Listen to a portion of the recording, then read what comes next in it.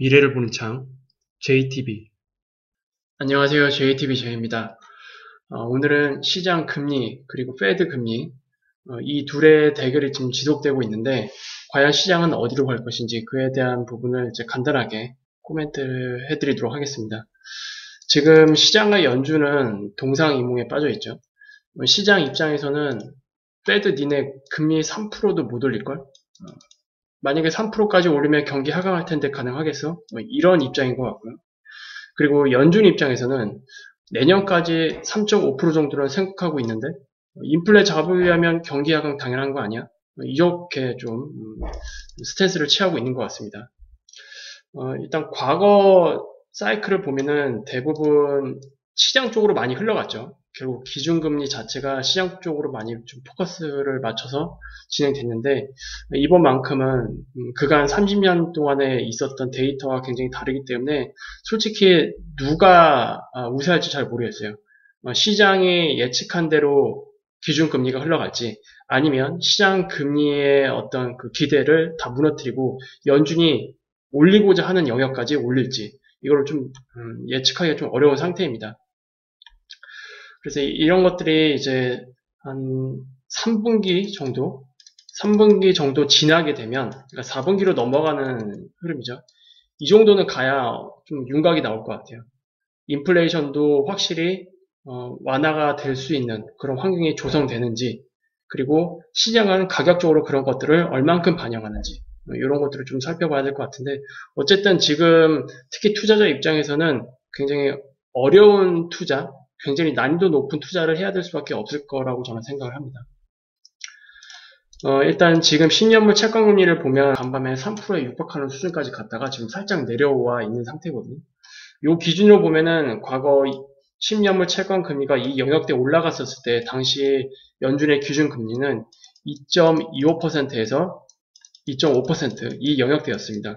그래서 지금 10년물 채권 금리로 보면은 일단 시장에서는 2.5% 정도 수준까지 그러니까 연말 금리를 이제 이 정도 보고 있는 것 같고요. 근데 이 이상으로 갈지 안 갈지는 잘 모르겠어요. 저도 10년물 채권 금리 같은 경우에는 그냥 3% 정도 수준 이 정도까지는 이제 열어놨는데 이 영역을 뚫고 올라가게 되면 이거는 이제 시장이 예상했던 거를 또 뛰어넘는 그런 영역으로 좀 봐야 될 것 같거든요.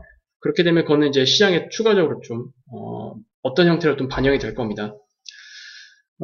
여기서 만약에 하방으로 꺾인다면 실제로 기준금리가 2.5%그 수준에서 멈출 가능성이 있겠죠. 그리고 채권금리가 이렇게 만약에 떨어진다라고 한다면 채권 시장으로 자금이 밀려 들어간다라고 이해를 해야겠죠. QT를 진행하는데도 채권금리가 10년물이 이렇게 떨어진다. 이거는 우리가 악재로 받아들여야 될 수 있을 겁니다.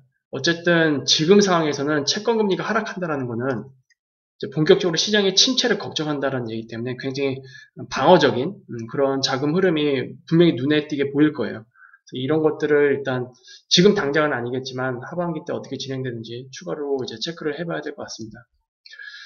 지금 시장에 뭐 호재, 악재가 좀 뒤섞여 있는 상태이긴 한데 무게감으로 보면은 악재 쪽이 조금 더 무거운 상태입니다. 일단 5월, 6월, 7월 빅스텝 이거는 이미 시장에서 지금 예상하고 있죠. 그리고 여기에서 이제 QT가 추가적으로 진행될 텐데 어쨌든 우리가 예상은 하고 있는데 이걸 실제적으로 우리가 아직 경험을 해보지 않은 상태라서 실제로 시장이 어떻게 반응할지는 또 우리가 가봐야 합니다.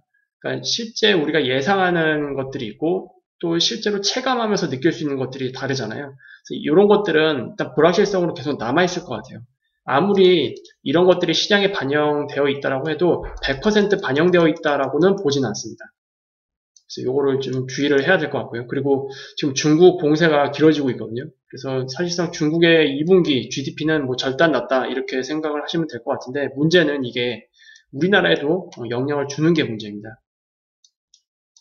그리고 3월 인플레이션 지표가 만약에 피크라고 해도 지금 시장에서는 3월 인플레이션이 피크가 아니냐 이렇게 좀 예상을 하고 있잖아요. 그렇다 해도 급격하게 낮아지는 것은 좀 기대하기 힘들다. 이런 것들이 일단 지금 눈에 보이는 악재라고 볼 수 있을 것 같고요. 그러면 이제 호재 같은 경우에는 무엇이 있을까? 어쨌든 중국 봉쇄가 영원히 지속되진 않을 거예요. 중국 봉쇄가 해제되면서 그와 함께 중국의 대규모 부양책이 같이 나올 가능성이 굉장히 큽니다. 이게 특히 우리나라한테 굉장히 좀 긍정적인 영향을 줄 것 같아요. 그래서 어쨌든 이런 악재들이 가격적으로 조금 반영이 돼서 확실히 해소됐으면 좋겠어요. 제 개인적인 입장에서는. 그리고 나서 좀 시간이 좀 흐른 후에 이런 것들이 반영되다 보면 제대로 된 반등다운 반등 이런 것들이 좀 만들어지지 않을까 그렇게 생각을 하고 있어요. 그래서 이 파도를 좀 잘 타야 될 것 같습니다. 투자자들 입장에서는. 그리고 투자자 입장 말고 경제활동 하시는 분들 같은 경우에는 지금 우리 한은 총재 얼마 전에 이제 어제였죠, 어제 인사청문회가 있었는데 일단 기본적으로 굉장히 보수적인 사람이라고 저는 생각을 하고요. 일단 스스로 이렇게 말했어요. 인기 없는 사람이 될 것 같다. 즉 이거는 뭐냐면 좀 욕을 먹더라도 금리 확실히 올려서 물가 잡겠다, 가계부채 잡겠다 이런 쪽으로 굉장히 보수적인 성향의 인물이 한흥 총재로 될 가능성이 굉장히 높다 이렇게 이해를 하시면 될 것 같아요. 그래서 무리하게 레버리지를 일으킨다 이거는 여러분들이 굉장히 지양하셔야 될 것 같고요.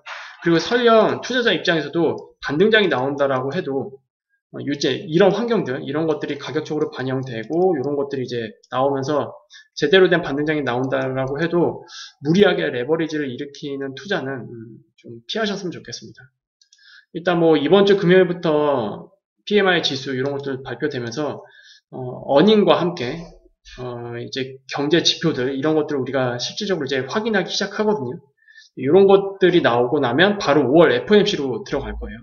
5월 FOMC 이후에 나오는 CPI랑 PPI 그 추이도 반드시 우리가 확인을 해봐야 될 것 같습니다. 그때 좀 시장의 방향성이 얼추 좀 나오지 않을까 그렇게 생각을 하고 있습니다. 여러분들도 이런 것들을 좀 참고를 해서 대응을 하시면 될 것 같아요. 오늘은 이렇게 좀 가볍게 마무리 짓고 다음에 이제 조금 더 디테일한 내용을 가지고 다시 만나 뵙도록 하겠습니다. 감사합니다.